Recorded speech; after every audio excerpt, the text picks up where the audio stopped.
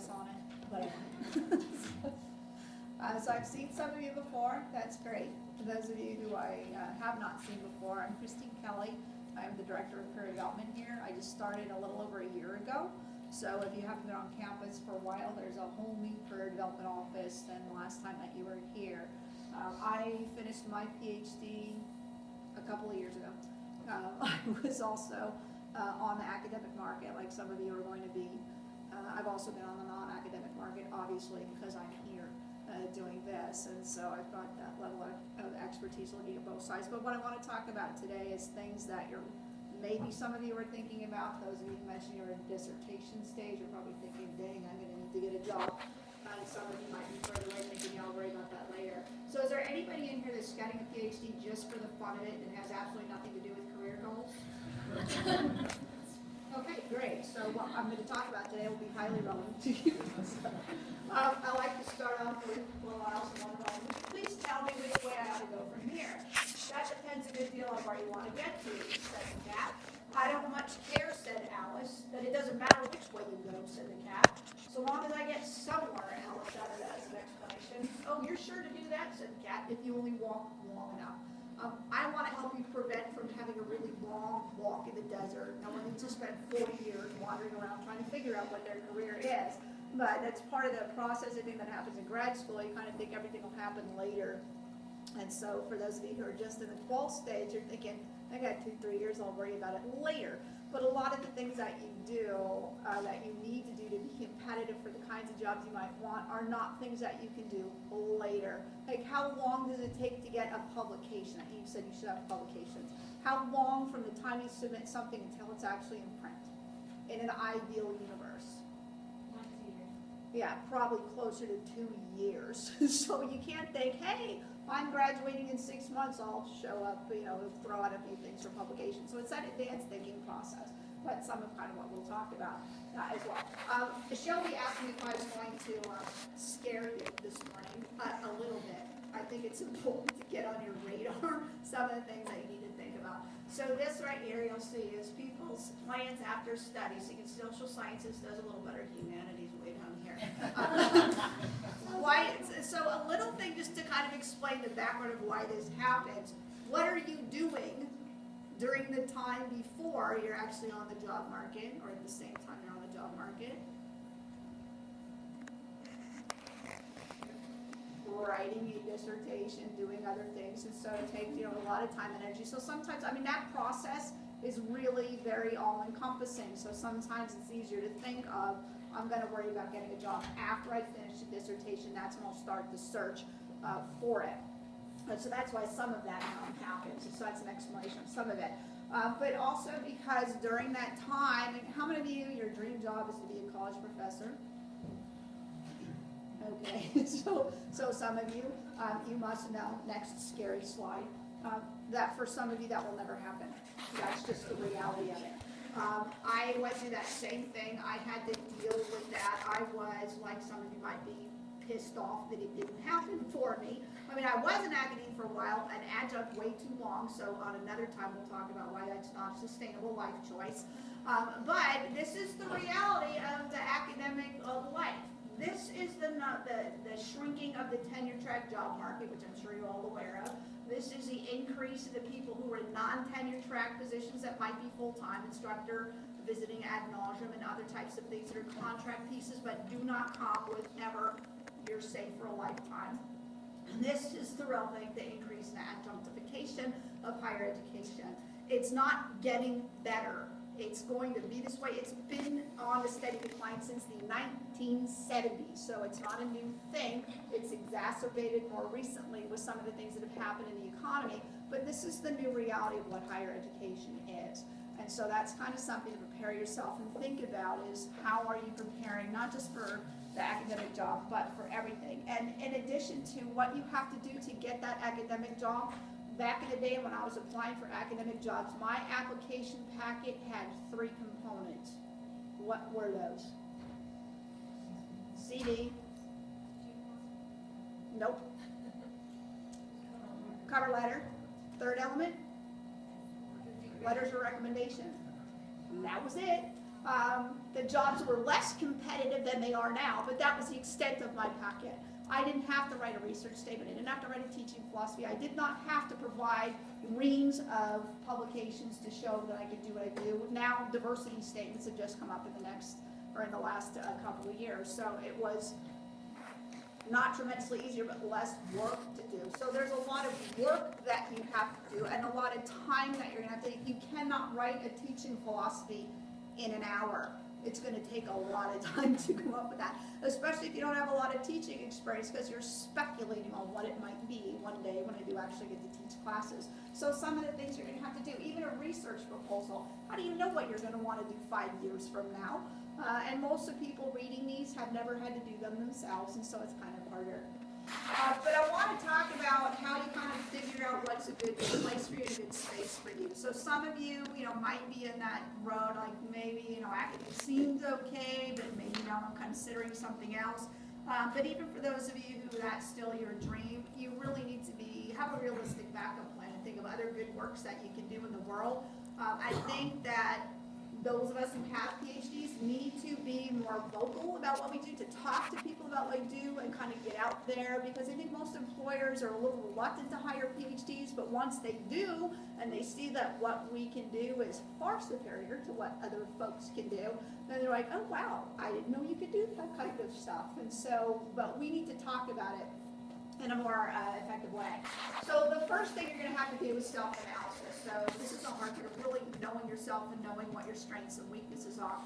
Even for those of you considering an academic career, there are different institution types. I mean, there are research-heavy graduate students, there's undergraduates, universities where you have sub-research, and there's community colleges where it's all about teaching. If you hate teaching, you don't like undergrads, don't apply for jobs at community colleges. That would be a very bad thing for the students and for you. So don't do that. But you need to know that about yourself. What's a good fit for me? What do I like? So knowing that, and also kind of thinking about what else can I do. So your ideal job is going to be some combination of what you care about, what you're good at, and what pays well. And that's it. Did anyone get into academia because it pays well? That's good, because it doesn't. So that's one of the things I think sometimes people are really surprised to find out. I did all this work and you're offering me $55,000 a year? Yeah. So there are other things that you could do.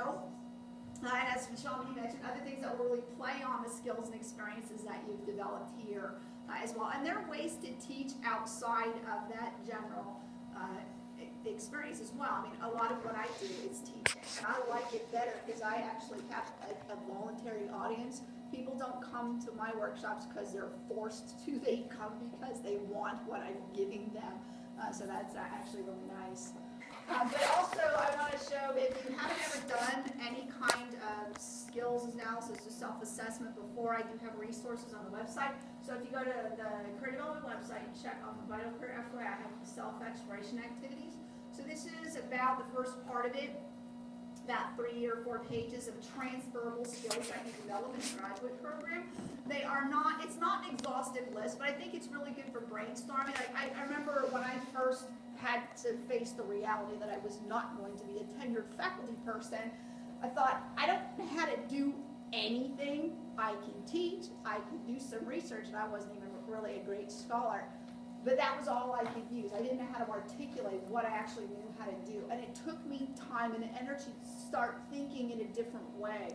I mean, you spend so much time talking to other academics that use a lot of shorthand, and you don't really sit there and think, what do I actually know how to do? What does it mean to teach a class? What are all the different skills I have to use to make that work? What does it mean to research? How do I use the skills I have? What skills do I have? So this is a really great place to go. I tend not to be a fan of I don't think that really helps. So it's personally Myers-Briggs. But I think this is good. It gives you a list of skills. There's other ways too. So if you're having a hard time trying to figure out your skills, that's something we can work with and talk through.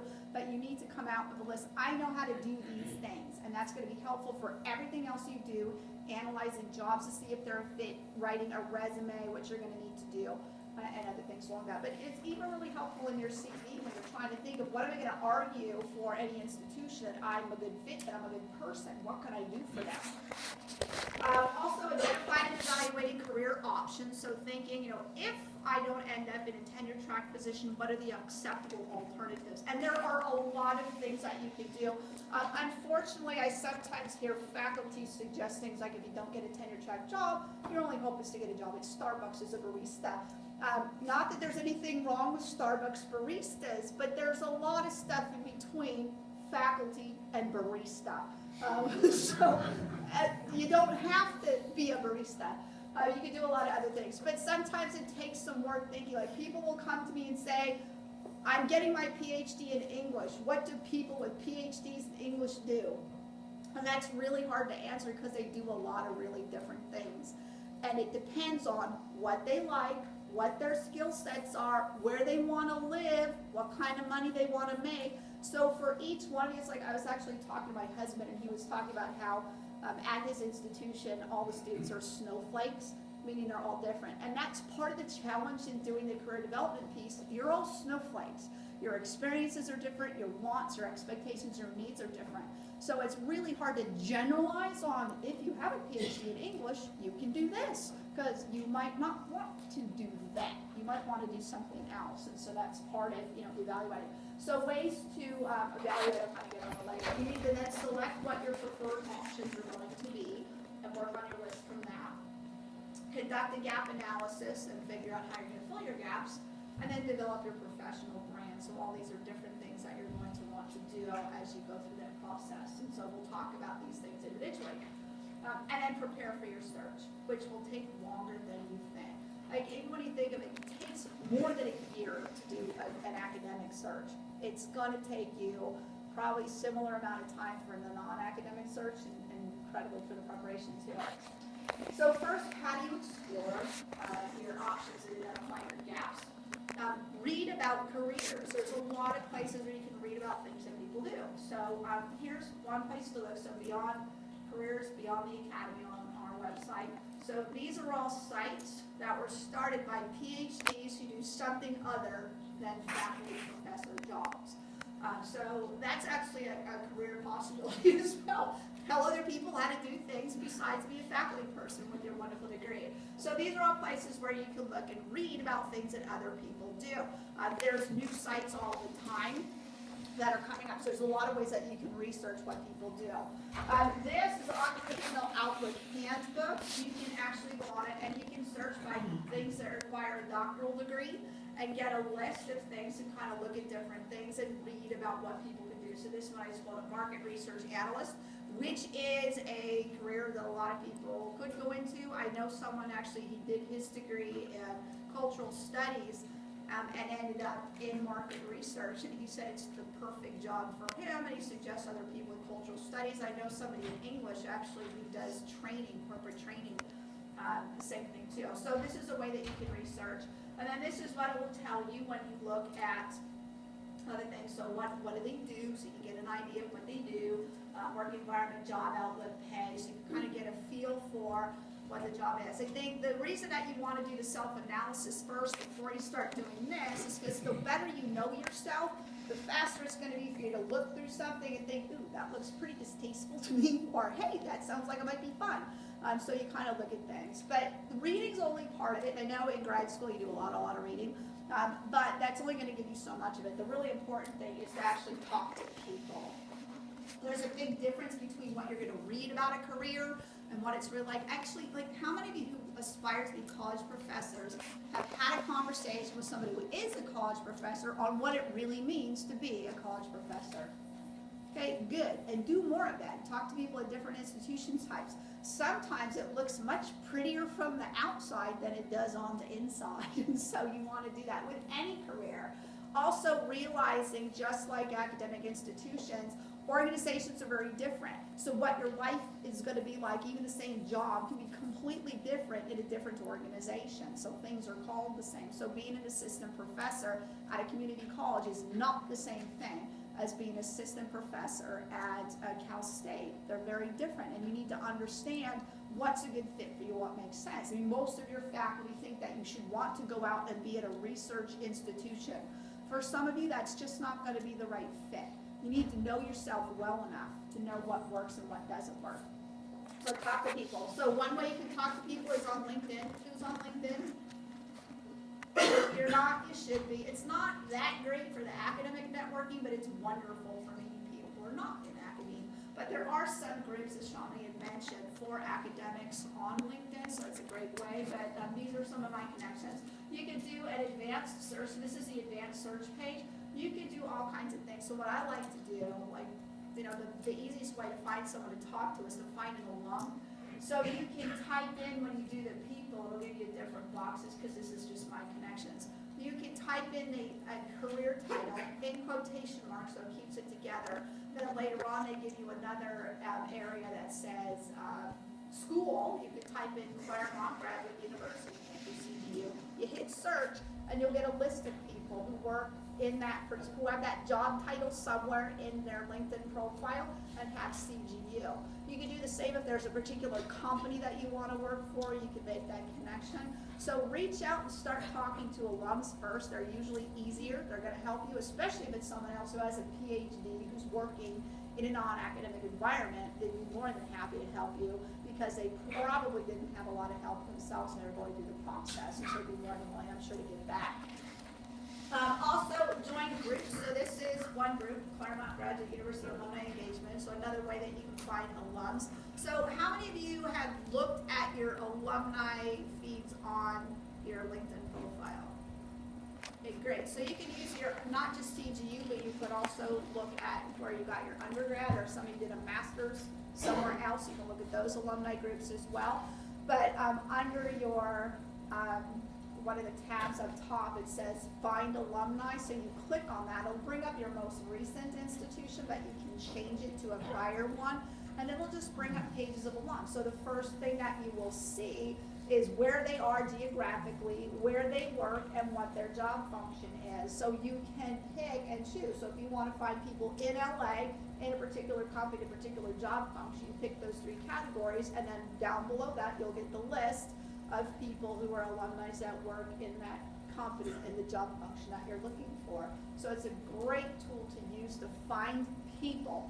And most people who are on LinkedIn are really willing to help. The advantage sometimes to groups is when you join the group, you can communicate to people through the group. You can start discussions with people in the group. You do not have to be individually connected to a person to communicate with them if you're in the group. It allows you to message people and talk to them. So sometimes it is kind of scary to reach out to someone that's a total stranger, but go through a group. And there's a group for pretty much any interest area that you can mention. So Shawnee had mentioned consulting a couple of times. So if that's what you want to do, there are a bunch of different types of consultants, and there's a group for pretty much any type of consultancy you can think of that's on LinkedIn. But that's a great way to do some environmental scanning, see what discussions have already been started. Some of them have job boards, so you can look at that. You can look at people's profiles, see what their job titles are, where do they work, where have they worked in the past, and just do your research that way and meet some people and get out and start talking. I think that's really important to do. Then one of the things that you're going to find when you're talking to people that you want to research is what's the gap. So unfortunately, it's not so easy to walk out of your PhD into any job without having some particular skill sets that you can use. So for some of you, you'll have to develop new sets of skills. And so you need to know what those are so that you don't spend a lot of time building skill sets that you don't really need, but knowing what's required for the profession you go into. Again, like I mentioned, back when I was applying for academic jobs, there was no expectation that graduate students would come out with multiple publications, and it was just kind of crazy. The only people that did were people in sciences, and that was because they had multiple people on a publication. So things change. So even talking to people at the academic institutions that you aspire to, what do I have to know how to do? But besides the teaching and the research, people are often shocked by the fact that you actually have to get along well with others and do service work. And so there might be things that you want to learn about. But for the non-academic jobs as well, what do you need to know how to do for that? So people are a great way to figure out. So here's some things that, and these are skills no matter what your job is that you actually need to know. Have basic financial literacy, do some quantitative literacy. So some of you are going to knock that out of the park, because pretty much anybody that goes to the DBOS program, I guess you get mad stat skills. Who's the humanists in the room? Yeah, not so much. So you might have to think, you don't have to get to a point of having bad stat skills. You just need to understand basic stuff about it, percentages, easy things, how to play with numbers, because things need to be counted. And actually that's become more of an issue in higher ed as well. You have to have some method of proving that people learned things in your classes, and that's usually something that you have to show in a quantitative way. Technical literacy, administrative goals, setting 5-year plans.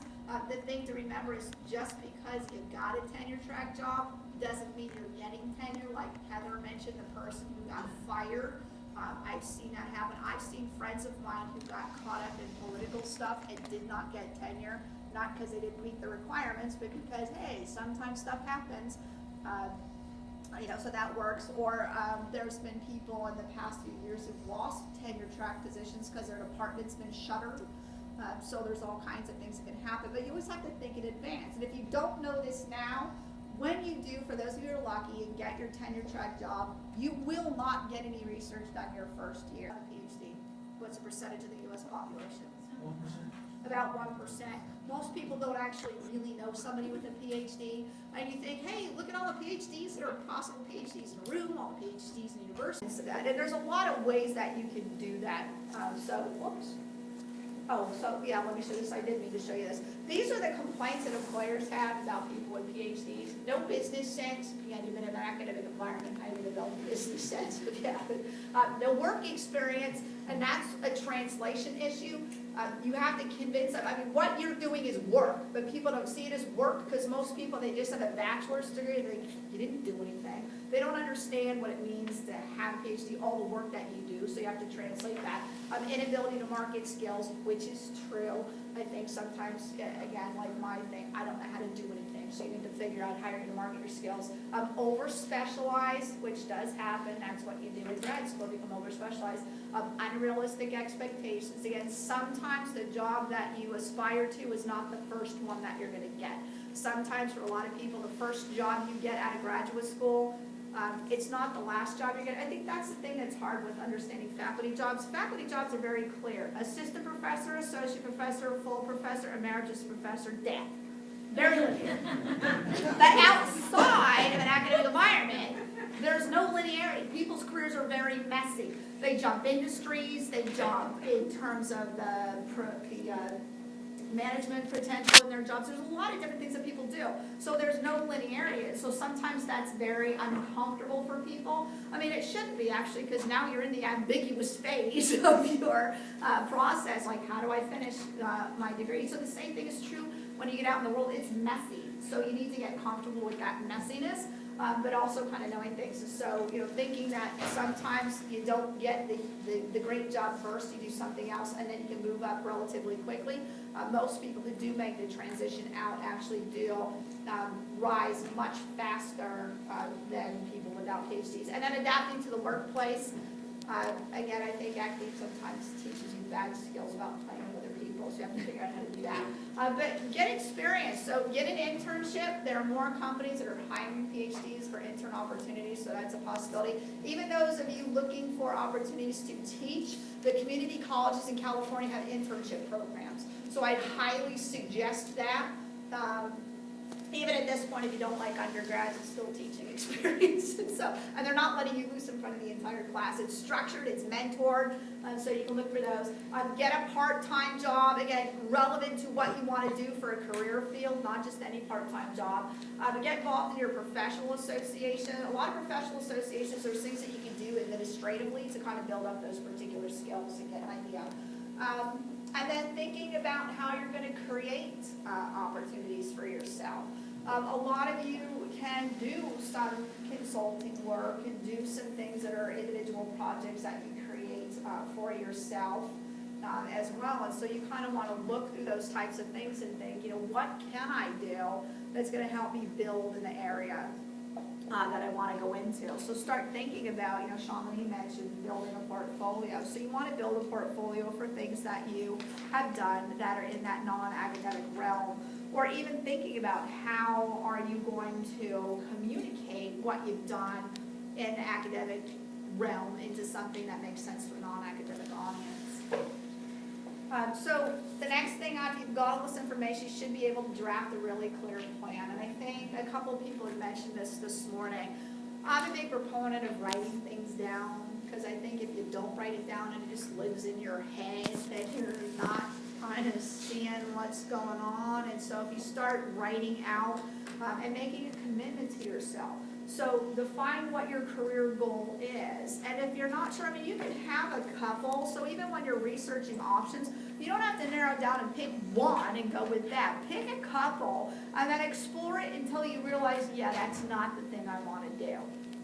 But also, in terms of the thing that you want to do, sometimes we don't know if we're going to like something until we actually do it. So that's a great advantage to doing an internship. You can try it out. There's no expectation at the end of the internship for you to be employed by that person. You could get employed by that company, but if after it's over you decide, yeah, I got my experience, but that's not really where I want to work, it's fine to do that. I mean, and that's the great opportunity for doing it, or even taking on part-time and project work. Try it out, see if you like it. One of the students I worked with at UCLA, or UCI, sorry, I was never at UCLA, UCI, he did his PhD in English, and he got the ACLS started about 4 years ago, giving public fellowships to PhDs to help them transition into non-academic jobs. So if you're a humanist or humanistic social scientist, you probably should have gotten, actually all the humanities folks would have gotten this, an email last week probably from Sarah about the ACLS, because it's coming up for the 2016 to 17 year. If you didn't go to the ACLS website, check out the Public Fellows Program. They're really great. They pay better than faculty too. But anyway, it's a job to help you transition. But one of the people I know who got one said, in his experience, he said sometimes people he's met, especially English PhDs, have thought they could walk straight out of their PhD program into a job. And he said it doesn't work that way. It's harder because sometimes you don't have the skills that you need. You have to actually go out and develop them. And then he also said sometimes you don't really know what you're going to like doing, and so it's kind of a challenge. So he's actually now, he just got hired by the company he did his fellowship with, and he's a data manager at Kiva, which is a micro-lending institution in San Francisco. And again, he said, I liked it more than I thought I would, because he wasn't sure if that was something that was going to be enjoyable to him. But again, same thing, he did it for 2 years. It's a guaranteed 2-year thing with pay and benefits. And there was no obligation for him to continue in that when he was done, but he could have taken that experience and gone and done something else, which was what some of the other public fellows have done. So there might be things like that that you can find. There are some of those fellowships, and I think you're at a good time now because people are starting to look at, like, why do we have all these people with PhDs who are not really well employed, and what are we going to do about it? So there are organizations working on trying to do something about that. So you can look at that. But have your goals, and then to reach this, To reach this goal, I have 4 primary sets of sub-goals, so make clear what your goals are, write them out. What barriers and challenges might prevent you from reaching these goals? So thinking about things, what are your stumbling blocks? So for some of you, it's going to be time. How am I going to fit this in and make this work? For some of you, it might be, we heard a little fear of technology. I did inform my cohorts on this, that I wasn't going to be the tech person next year, because I was trying to get stuff on the iPads and it was driving me bats. But there are things that I sometimes avoided doing, like the stats thing, but I don't like that. I had to do it for my job, so it's not as bad as I thought it was. But sometimes you have to force yourself to do things that are outside of your comfort zone, and knowing what those are, but setting those goals. And so if you have barriers of, even the cost of things, there's so much now that you can get for classes online that you don't have to pay for. So you don't have to get another degree in anything, but if there's an area that you want to know about, like if you want to know how to do graphic design with InDesign, find the free tutorials online and do it. Just carve out time to build up that skill set. But think about what your barriers are, and what are you going to do to overcome the barriers. So again, thinking strategically is really important. What are the limits? And this is going to be true for any career that you're going to go into. And then throughout your career, as you want to advance as well, there's always going to be that, what do I need to learn to do the next job? In fact, I have people who will come to me and say, well, I see this job, but I can't do everything in it, so I shouldn't apply. do it anyway. I mean, really, when you think about it, if you think you can do the job, if it sounds like something you're gonna like, and you could do most of what it says. In fact, I was talking to somebody about this recently, and he said that women will put the barrier threshold that I have to do at least half, or know how to do half the stuff really well, or I won't apply. Said same doesn't hold true for men. They'll just go for it and say, it looks good, I'm going to apply. So be like a guy in that venue. Just apply for it and see what happens. Because even when you think about a job description, if you look at any job description, even a very entry level, they always require 2 years of experience. Why do they do that? Is anybody in here in HR? No? Okay. Why do HR people write that in the job description? Maybe they're trying to weed out people that are timid and won't give it a shot. Yeah, exactly. Weeding down the candidate pool. Because some people are like, oh, I don't have 2 years of experience, I can't apply. Do it anyway. How about Right? 10 years experience? I'm sorry? How about the 10 years experience? I do it anyway. See what happens. You should be learning how to make good arguments. If you haven't, go talk to Mark. He'll help you think about how to make some good arguments. Argue your way into it. I've known people that, on paper didn't look qualified, but there's the job description, which is like a kid's list to Santa. I want a pony, I want a Porsche, and then, at the end, I'll take the socks. When someone's writing a job description, they're fantasizing about, wouldn't it be great if we could get a person who does all of this stuff? But then there's also that sometimes you look at the candidate pool and you're thinking, I can get someone who can do that. I didn't know I could get that. And that sometimes trumps other things. So there's the job description, then there's a candidate pool, and then there's who's the closest match. Oftentimes there's not someone that's an exact match, and people are looking around. And so if you voluntarily take yourself out of the pool, you don't have a chance. I've also worked with people who've gotten a call back that has said, we don't like you for this job, but we have this other job we think you'd be really good for. Are you interested? So throw it out there, see what happens. Make a good argument for yourself. Because if nothing else, you might meet a connection that can help you later on. When people are looking at stuff and seeing, wow, this person's got some interesting stuff. I want to figure out a way that I can use that. So think about that. Develop your professional brand. So all of you have to have a brand of some sort. And so your academic brand would be on the teacher side, things that Shamini had talked about, teaching, being an adjunct, PFF, workshops, mentoring, tutoring, creating workshops, short courses at conferences, so all the different things that you can do to establish that, yes, I can teach. The other half of that would be the things that you can do to develop your research. So again, things that Shamini talked about. And all of these things and I think this one too, presenting at public venues. Academics do not do enough of talking about what we do outside of an academic environment. When you just talk to people in your field, you're not really getting anywhere. You need to go outside. And in the past, probably 6, 7 years, there's been a real attack on higher ed, that they're wasting my taxpayer dollars to study fruit flies. Why do people study fruit flies? Anyone know? Because they have a short lifespan, so you can get things really fast, and because they mimic some of the same human components that they're looking for. I work with people that have studied sea slugs for some of the similar reasons, things that I know nothing about. But people don't talk, and so they've been in the LA Times, all these things, all these scientists at UCLA and UCI are wasting our money studying fruit flies. It's because they never tell them the really interesting things that happen from studying fruit flies. So talk about what you do to other people. There's a lot of places where you can volunteer to do that. In fact, my husband's done a couple. He's an academic too. So are you connected with another academic, like hooked up with one? If you're not, don't. One of you needs to have something else to do. Anyways, sometimes the homes, community, are like retirement homes that are for people that are like the 55 and older, or 60 and older. They'll bring in speakers to talk about their areas of expertise, so we did a couple. So you have people that are really interested in learning, like around here, Pilgrim Place. I mean, that's a bunch of faculty out there. You can talk to them and get an opportunity to get out and talk about what you do. Write letters to the editor or editorials for the LA Times, again, about things that there have been a couple things recently from faculty, actually. I think it was a Pittsburgh faculty had something in the Times a little while ago.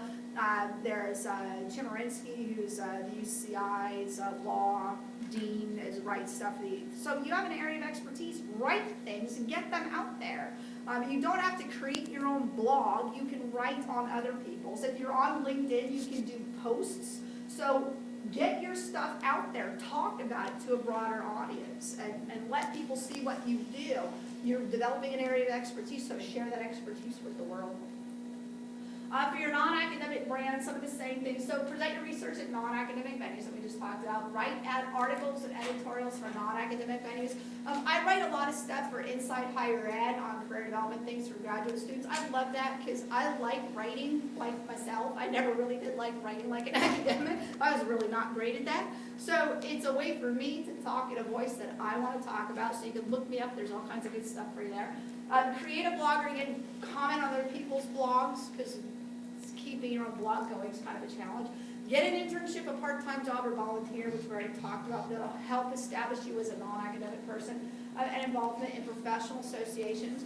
There is a professional association for anything that you would want to do. So find a professional association for whatever the non-academic dream job you have is, so you can start networking with people. Like back when I was first exploring my first foray out into looking at non-academic work, I was looking into going into training and development, joined the ASTD is what it was called at the time. Now it's ATD.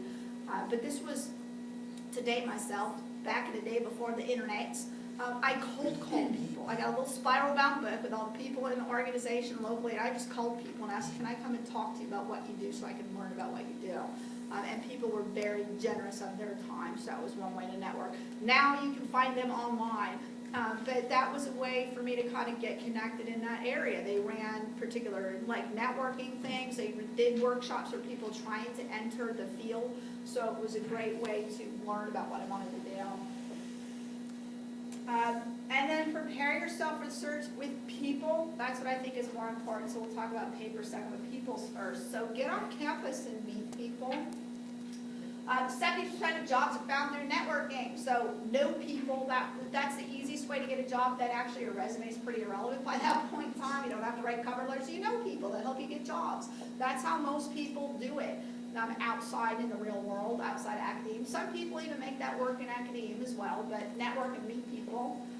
So again, things we already talked about: volunteering, informational interviews, job shadowing, conferences, people in your own backyard, clubs and organizations, meet people on campus across things, go to events, talk to professors, talk to seasoned graduate students, talk to recent graduates, go to other offices on campus, meet people online. There's tons of places where you can meet people. So I think it's really important to talk to people. That's also, have any of you been job searching for a while?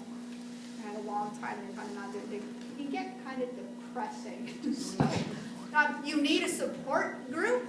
So you need to find people that will keep you on track, that'll help you feel confident about what you're doing. In fact, I started a job club when I was at UCI with people who were all looking at non-academic jobs. It was really great because as you start looking at stuff, when you find something that you think, that sounds horrible, there could be somebody else who thinks that's the greatest thing in the world. So if you're with other people who are in that same boat, it can be reaffirming. You can have more eyes seeing more things. You can have more support from that. So when you're thinking about starting your writing group for your dissertation, your study group for your quals, also think about joining, or starting a job club so that you have other people who are going through that process with you that can help you. Same is true for an academic job. I mean, that's stressful. It's hard to go through. But if you have other people to connect with that can help you, it will make the transition a lot easier. So do meet people. We already talked about LinkedIn.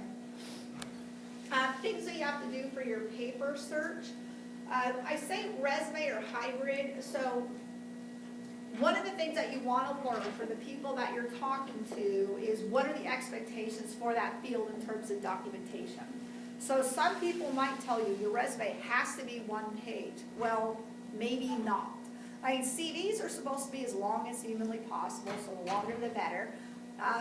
Resumes are harder to pin to a wall. So some of you might go into areas like, how many aspire to be a consultant, like maybe work at a McKinsey or Bain or something like that, anybody? So if you do, they're big sticklers where it has to be one page. They don't like anything over a page. Does anybody want to work for a policy center, a think tank, a RAND, something like that? They're all PhDs, so you're going to give them some version of a resume / hybrid, so it's going to be between the two. So you need to know what the expectation is. Some of you are going to have a 1 or 2 page resume, others are going to give your CV. Totally depends on what you're going into, who's the person reading it, and so you only find it out by talking to people and researching. Because if you send the wrong document, you know, if you send, like I've seen people, they'll say, you know, that come to me, not here yet, but when I was at UCI, like, oh, I've been applying for all these jobs, I haven't found anything yet. And then they show me what they give, which is a CV, and I'm like, well, that would explain that. They don't know what that means. It's a totally foreign thing. So part of what you're learning when you're talking to people, what's the language of the field that you want to go into. So you have to learn their language, talk like them. You're learning how to talk like an expert in your field now. So when you're going somewhere else, you might have to learn that language for it. And then writing cover letters. Does anybody know what a prospecting letter is? Anybody want to share? When you send out to an employer saying, you have this problem, I can solve it. Exactly. In academia, you can't write to a school and say, you need someone who can teach English. I can do that. You should hire me. But outside of academia, you can do that. You can approach an employer. You can't do this through human resources. So you can't send a letter to the HR person. You actually have to do your work. You have to find the person who'd be most likely to be your boss. And you send them something that says, you have a problem I can solve. Here's what I can do for you. And outside, a public corporation can just hire someone because they like them and they want to, and it doesn't matter. They don't have to go through a process of getting an approval. You talk to the person who's actually going to be your boss, and that's the person who can make a decision and then can create a position for you if one doesn't currently exist. So just because there is not a job opening at the place you want to work does not mean there's not a job. Because this is what we hear, 65 to 85% of jobs are never advertised anywhere. They're filled by word of mouth. In fact, the employer's least preferred way of hiring people is putting out a job call. Because a lot of people that apply are completely unqualified for the position, and there's a lot of screening that goes into figuring out who among the thousands of people that applied are qualified for the job. It takes too long. So that's the least preferred way. Some will actually use a staffing agency and tell the staffing agency, go out there, find people, bring me a listed short. That's the next preferred way. But the two of the most, asking their friends, do you know somebody who can do X? Or asking their current employees, do you know someone who can do X? And in fact, a lot of companies have referral programs. If you refer someone and that person gets hired, you get something. So even if you're asking someone to help you out, they might be getting something for it. One student I worked with, the person who recommended her got $1,000. The weirdest one I heard was someone who said that if the company that he was going to work for, he was getting referred, if they hire 4 of your friends, they'll take the 5th one, no questions asked. So if you get 4 of them hired, the 5th one gets in free. So that can happen. But you need to think about what you can do. So exploring. And then you need to prepare for the interview. One of the questions you might get asked is, how come you don't want to be a college professor? So you need to have a good reason for that. Not the job market sucks and that's why, but why are you going to this? Why do you want to do this? And people kind of think that, and some of you, is there anybody who really had no intention to be a college professor when they started? Yeah, so people don't realize that. They think that everybody that gets a PhD wants to be a professor. And so sometimes you have to dissuade them of that notion in their head that that's what you really want to do. Another thing I found funny when I was talking to people is they think that faculty make a really lot of money.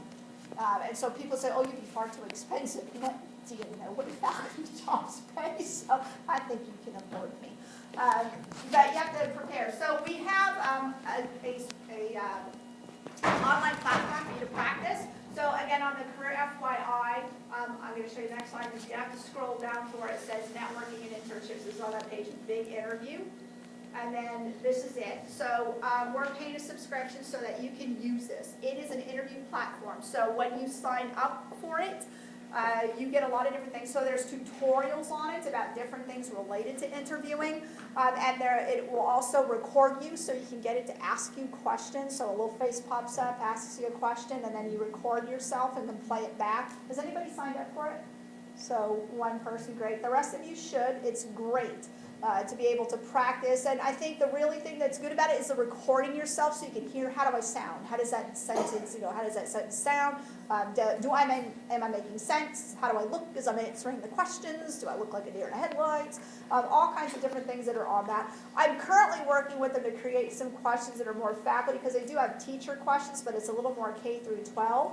So I'm working with them to do some things so that you can even practice for faculty jobs on that. But there's a lot of different things on there, but it kind of helps you figure out the interview process. And I think practicing is just so important.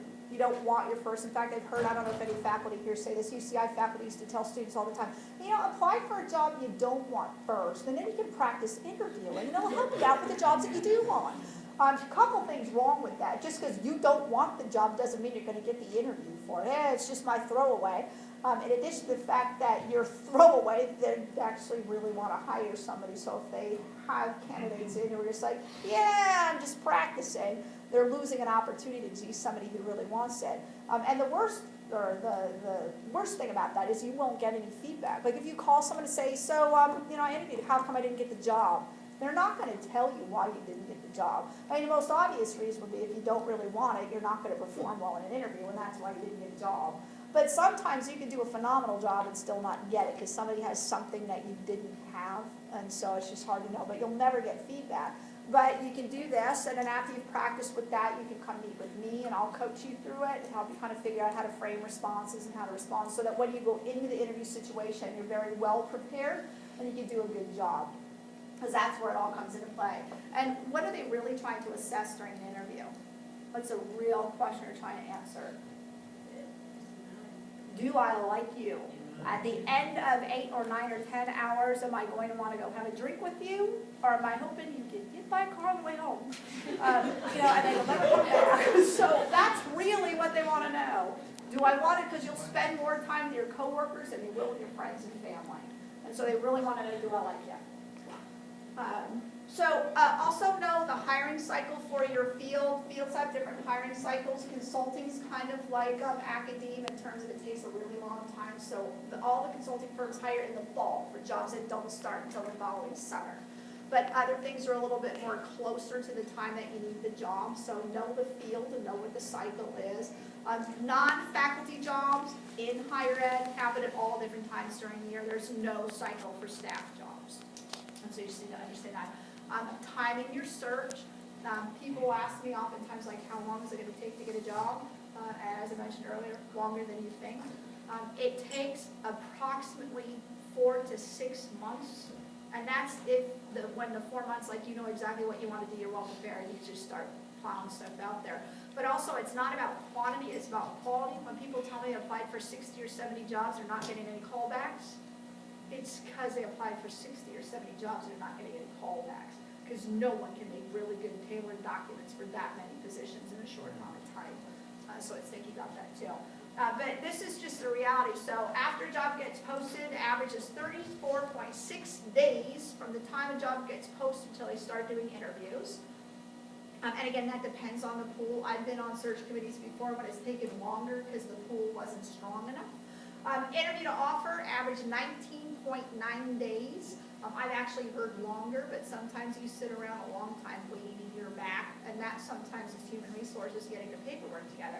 And then offer to acceptance, 14.3 days. So never take the offer that you're offered right away. You want to have time to think about that. I've done a lot of work negotiating with people. Sometimes I wish I'd taken a percentage because it helped people negotiate jobs over the 120s. But anyway, there's a process to it. I have a webinar that's on YouTube. If you just do my name and salary negotiation, it will come up. I'm also going to do a negotiation workshop later on this semester as well. You need that for faculty jobs and for non-faculty jobs to know how to negotiate effectively so that you get a good start in your career, because all of your future raises are based on whatever your entering base is. So you want to try and get that as high as you possibly can. Here's some workshops that I have coming up. So next week on Tuesday, crafting your elevator pitch. So you need to have a good, short, 30-second, here's what, who I am and what I do. That's interesting and engaging to people. And all of you have an interesting story. I used to teach public speaking where people told me, well, that topic's boring. There's no such thing as a boring topic. It doesn't mean you can't present it in a boring way, because it's really possible to, as we've all experienced. But the topic in and of itself is not boring. It's trying to think of what's the connection to the other person, what's the element that makes it, something that they're going to want to listen to and connect it to them. And so it's kind of digging deep to figure out what that is. Conducting informational interviews, so if you have not done those before, we'll talk about how to do those. CD to resume, so if you're trying to figure out how do I make my CD into a resume, and I'll be about that. What can you be with a PhD? We'll talk more specifically about the variety of things that you can do, and a little more deep into how you figure those things out. LinkedIn and your job search, and acing your industry interview. So all things coming up at CDO. So I hope you will come to these. They're all going to be at noon to 1. And so I'm also taping them. So I have a YouTube channel, well, the CGU YouTube channel. The CDO has a playlist. So if you physically cannot attend these, that's no excuse not to watch it on YouTube. And we also have some really short things called career bites that are very specific about different career questions that you might have. So come find us. Oh, and this office, that was kind of funny too. There's so many funny PhD things out there you can find. So, at Dilbert. Sad but true. So at the CDO, we have drop-in hours Monday through Friday, 1 to 2, no appointment necessary. You can go on Claremont Connect, and all of you should be in Claremont Connect. You probably are. You might not have used it, might not know about it. If you don't, send me an email. I'll send you the details on that. You can schedule an appointment with me. Again, if you can't physically be present here, no big deal. We can talk on the phone. We can Skype. We can Google Hangout. We can do whatever you want to do, so you do not have to physically be here for that to happen. So I hope you'll reach out to me. I hope you'll come to events that we do, and I hope that you will start thinking now about what your career plan is so that you can start making progress towards that. And especially if most of you are in the quals phase, now's the time to do it, because once you start writing your dissertation, the workload gets a little heavier. So come and see me. And we have a little bit of time before lunch, so if you have questions for Shamini or myself, feel free to ask away. Yeah, go ahead and then we'll go. Yeah, my question was just related to that. I currently live in Arizona, and so how can I access like current teacher faculty and the Career Center suggestions from a distance? For PFF, we do offer Skype. We have an appointment scheduler, and you can make appointments through Skype. And if you're writing any of your documents, like the teaching philosophy statement or syllabus, it's just like the writing center. It's the same sort of appointment scheduler. You can upload documents and we can give you feedback. Right? And for career development, there's a lot of stuff on the website, so I'd suggest looking at the website to see what's there. So there's a lot of resources that might be useful. Claremont Connect is how we schedule appointments. And again, you can just say I need to meet remotely, just put a note in that. And then if you want to Skype, I need your Skype address. If you want to Google Hangout, I'll need your Gmail and how to get into that. And if you want to talk by phone, I just need your phone numbers. You can set up a time that we can talk. And also, again, all this stuff you can do through email. So a resume critique, CD critique, all that kind of stuff. I can do that through email as good as you sitting right there. So that should be a problem. Like I said, go to the CDU YouTube and then CDO as a playlist. So you can see the workshops, because we actually did a conference in September that was academic job search conference. So there are all the panels we had there about people talking about how to get a job or what life is like in a certain institution. So you can look at those, you can look at the workshops I've done so far, and I'll continue to build that out and put more workshops on it. Bottom line is, if you're wondering how to get in touch with us and you're not resident, just email us and then we'll figure something out to get you, you know, what you need. And even after you're finished, you can still come back. That's the nice thing too, so we won't cut you off. It's for life. Got a question over there, and then So, we'll a go. lot of times for internships, they'll say like, you know, December versus the 31st, or whatever, but it's normal to not hear back for like over a month, because I thought their cutoff to mean they want to hire like January. Yeah, no, sometimes people are slow. Academia's the worst, they're the slowest, but sometimes outside of academia, they're kind of slow too. Because other things are going on. I usually tell people not a whole lot happens in the US in the month of December. You know, pretty much after Thanksgiving, people had checked out, was, hey, it's almost Christmas.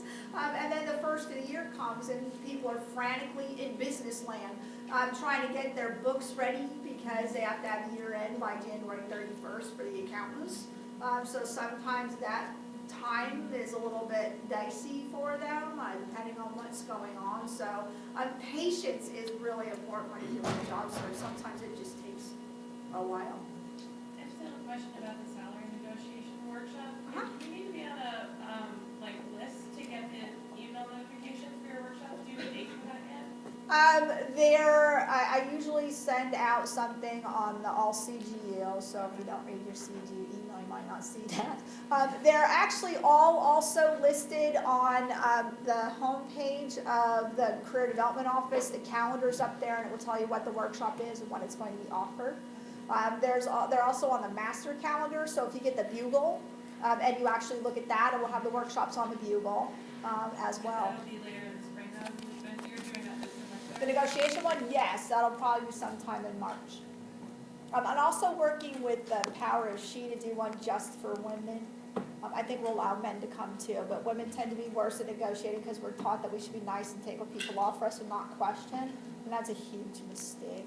But I know some men who do that too. If you happen to be a kind of person who isn't really assertive for yourself, you should still come, because negotiations being about assertive, but doing it in the right way. Because I actually did one of the articles I wrote for IHG a year ago was about somebody who did a really, really bad job negotiating her academic contract and got the offer rescinded. So you need to be really careful how you negotiate, because that's a rare thing that happens, but it can if you don't do it right. Can I just say something? Do check your CGU email and then our websites. You can subscribe to the calendar, then you have all the information. But a lot of stuff goes on in the CGU email, and you know, you'll get it from CGU announcements. You won't see Christine's name or my name on the from thing, but you will see it in the subject line. So if your email reader shows you subject line, you will see CDO or PFF. Just keep an eye on those. There was a question here. Yeah, just what you were saying before about, you know, these things like academia, EDU, and that sort of Right. thing. How effective are those? They are very, excuse me, very good for networking. I actually published one paper through collaboration and came through ResearchGate. I had my stuff on there, someone read my profile and said, hey, you're working in the same area as I am, are you interested? So they're really good for networking. They're also very good for getting your name out there, so that in the academic community, on a job, people will go and check you out. They will Google you, and you will come up, right? And coming back to the question I was asked earlier, you know, putting all your stuff out there, that's your decision. You don't have to put everything up there. You can put abstracts, titles of things. You can describe your research. So it tells your story a little bit more fully, and like Christine was saying, people are crucial. You really have to know people. So they are effective. Curate your stuff carefully. And that's true in academia too, because if you think, I mean, most of you know that there's going to be probably several hundred people that are going to apply for a job. And so as the committee's going through and flipping through and flipping through and flipping through, a name that they've seen before, Yeah. they're going to stop. And so you want to be the name they've seen before or heard before. And so it's important to do that in academia land too. The other useful thing in terms of networking, where one thing kind of leverages the other, is if you're on these spaces, you know, recently academia, mental aid, you go to a conference, you can actually look up people before you go. So you have the conference program, and you can strategically think of whose sessions you want to go to, who do you want to meet, so that you're using your conference experience a little bit more strategically to meet the right people.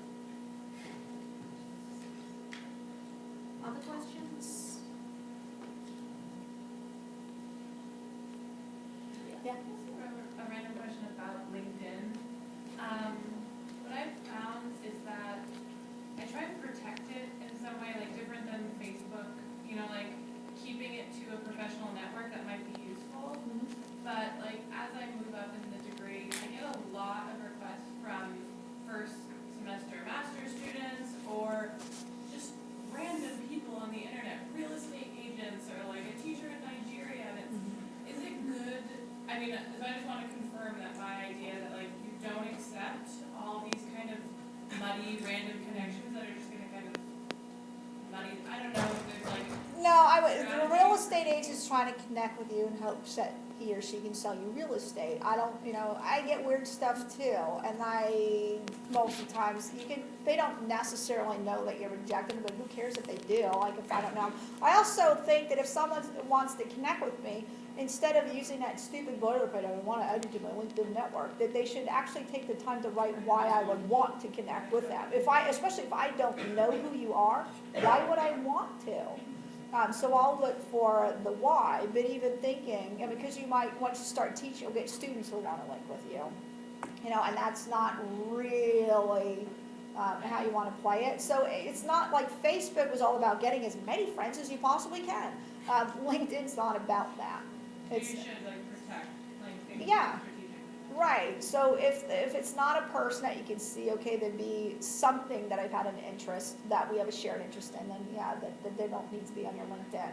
And if there's other ways, and if it is, like, let's say it's another graduate student or something, I think you can actually reject and send them a message, and so you can say something like, at this time, I have so many requests, or whatever the case happens to be. Or you meet them in person and say, let's just have a talk.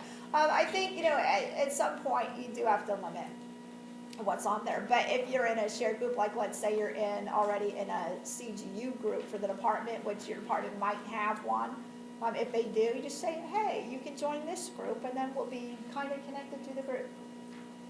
I like to think of LinkedIn as curating, to think about what your community is, and so you can't be all things to all people. So what are you using LinkedIn for? I think that's very important. And you Great can question. cull the herd later too, so you can get people out if they're no longer people that are working with you. Or like the endorsements, people will do endorsements because it helps them to rise in rank, but you don't have to show all your endorsements. And I sometimes have people that will endorse me for things that are like, you don't know me in that capacity, so why are you endorsing me for that? Because they're hoping that I'll endorse them for that. And I don't. Actually, I've never endorsed anybody. So I just don't see that as being a vital thing for me to spend my time doing. And I don't know that any employer really looks at the endorsements for anything, because they know it's the same thing. It's the same thing with getting people to recommend you on LinkedIn. I mean, of course, because you get to choose whether or not the person does. So of course, if somebody writes something, this is the worst person I've ever met, you're not going to put that on there. All you're going to put is the good stuff. That was actually my follow-up question, like moving, if you're at the phase when you're about to graduate, you have all your work experience, is it worthwhile sending out those requests to get people to talk about how you performed in each of those jobs? Because I know it can be really annoying to ask people, but It would depend on who the audience is that you're speaking to. And I think if you're applying, you said you weren't going to apply for any academic jobs. So I would think if the person that you are asking is somebody that has connections in the field you're going into and can speak to your ability to be a member of that field, then yes.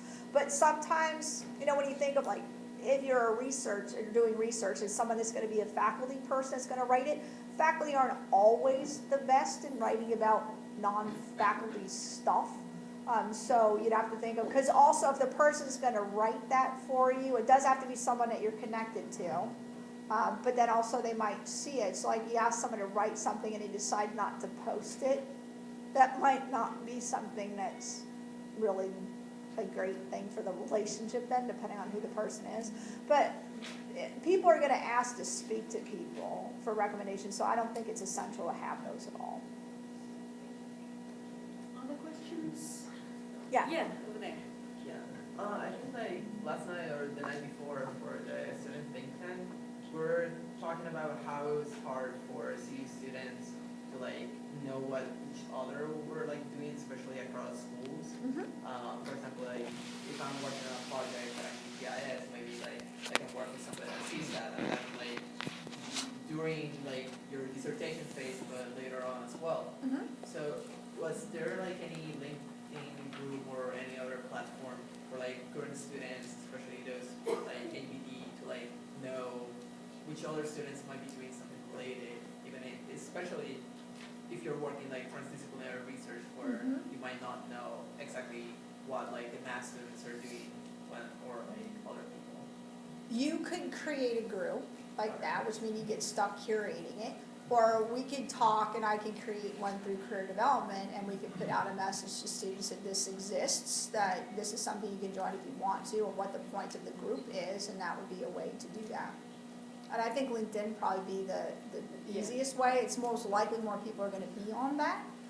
So that might be the fastest way to get something like that going.